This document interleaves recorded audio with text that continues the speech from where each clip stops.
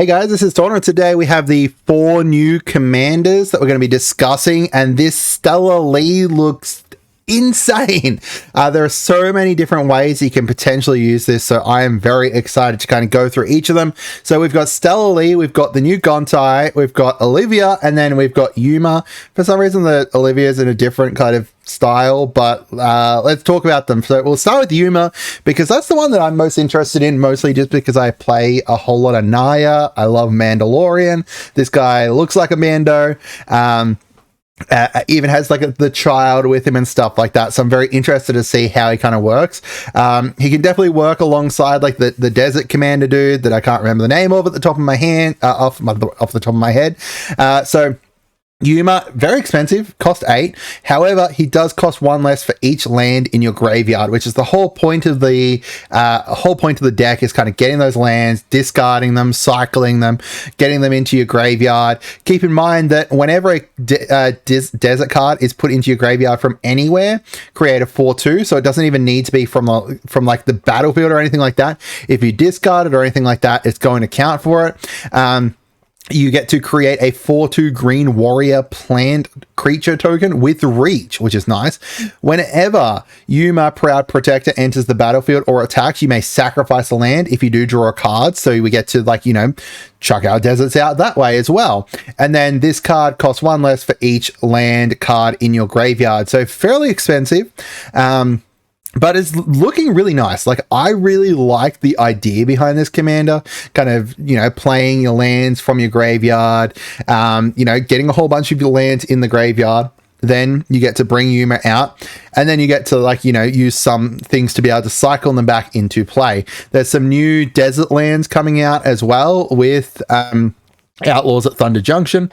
So, you know, those are all going to be seeing play there. They're lands that commit crimes essentially when you play them. They're dual color and they ping for 1, so you know that's going to be at least 4 different lands that you're going to be able to get the combination of here, right? 1, 2, 3, 4, no, 3 different lands that you're going to get the combo from there. And then, you know, you've got all the deserts that are already in the game, but you don't necessarily need deserts. Like, the deserts is for the green plant warriors. Hopefully there's some more deserts in the pre-con, and given the fact that, you know, it actually has to do with deserts, we could definitely see a whole bunch of desert stuff coming back. That's the one that's most interesting for me, but it's not necessarily going to be the commander that's the strongest. Then we've got Olivia, Opulent Outlaw. Now, Olivia had a bit more controversy around her, and I think that I'm going to find use for her in my my Assassins deck, my Ezio deck. But, you know, she's the way this was kind of, you know, phrased with, like, you know, the writing down here, it was recruit outlaws and stuff. But this one here is not so much recruiting them, it's just have your outlaws out there and create treasure tokens. So yeah, she's got flying lifelink, she's Mardu with +1, flying lifelink, whatever. 1 or more outlaws you control deal combat damage to a player, so they have to bypass, you know, they have to actually deal that combat damage, create a treasure token, and then you can pay 3, sack 2 treasures, put 2 +1/+1 counters on each creature you control. So each creature you control, like, that's not too bad. Activate only as a sorcery, that's not as great. 3/3, you know, that's not too bad. But personally, I think Olivia is probably the one that I'm most disappointed with. Right? Like, she just, like, I don't know.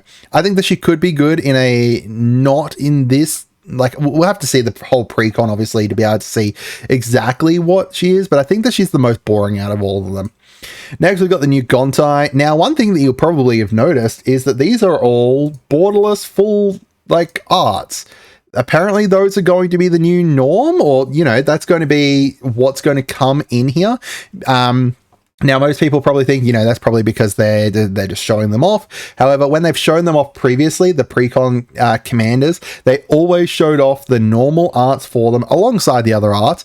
But down here, you'll notice that it is numbered as 0001. That means it's just the normal art, right? Like, you know, so it looks like we're going to be getting, like, borderless arts, and I am so happy about that. Huge commander pre-con change. that I'm very happy about. So Gontai here, Sultai colors +2, colorless, spells you cast but don't own cost 1 less to cast, and whenever one or more creatures you control deal combat damage to a player, look at the top card of that player's library, then exile it face down. You may play that card for as long as it remains exiled, and mana of any type can be spent to cast that spell. So keep in mind that he's built around stealing cards as well as generating mana. This is not generating mana, it's discounting, but you can't see the generating mana from it. So that's going to be very, very interesting to see exactly how that works. I'm going to be very interested to see how people kind of, you know, play as this like Grand Larceny deck. This is probably, you know, next to Yuma, who I have a soft spot of because I love Naya. Gonta is probably the second most interesting one to me, not necessarily the strongest though.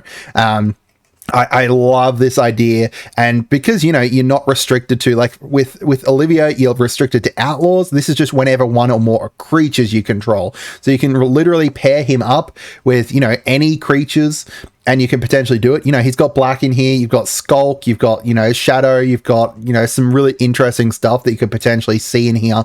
There's a whole bunch of different cards that steal stuff. Unfortunately, no red in here. Red has a lot of, you know, stealing and stuff like that, but we're not necessarily wanting to, like, you know, steal stuff off the board. We want to steal it from their decks. So that's going to be very interesting to see how people play with that, and I'm going to be very excited to see this deck. All right, now our last one here is Stella Lee wild card. So I love the fact that it's just a random dude getting punched out over here on the side. So only 2 colors, and is it precon is very interesting, and very cheap commander too. Just like, you know, just 3 CMC. Whenever you cast your second spell each turn, exile the top card of your library. Until the end of your next turn, you may play that card. So 2 things to keep in mind here. It's whenever you cast your second spell, if you have stuff in either Foretell or the new plot, then that's going to count because, you know, you're casting them from exile. The other part of it is that it's each turn. So if you cast 2 spells on somebody else's turn because you've got a whole bunch of instants or something like that, then you're going to be able to exile an additional card. Keep in mind, although the thing is that it says you may play that card, so it's not necessarily, you know, how do I say it? You don't get it for free or anything like that. So it's, you know, you play it, but you either, you know, you can technically plot it. I think you should be able to plot. Actually, I don't know if you can plot from exile, but you should be able to, you know, generate mana in other ways. The way this commander precon is titled is sling multiple spells and unleash big turns. So assumably there's ways to be able to generate mana. You've got red in here. That's a whole bunch of treasury stuff. You've got blue. That's a whole lot of cheap kind of, you know, stuff that you're going to be able to get out. And then her tap ability, this is the part that makes her insane, right? Copy target instant or sorcery spell you control. You may choose new targets for the copy. Activate only if you've cast 3 or more spells this turn. There are so many ways for you to be able to abuse that with, you know, untap effects, or, you know, ways to be able to generate, you know, more spells out and stuff like that. Like you could copy some insane different spells. You could, you know, foretell a whole bunch of stuff, right? All right, let's talk about this. So let's plot out 3 spells. You can cast them for free whenever you want, right? Because plot is essentially, they are face up, they are there. You can cast them at any time you want as a sorcery speed. And then, you know, so you can plot out your big turns with all of these cards sitting over here in exile plotted.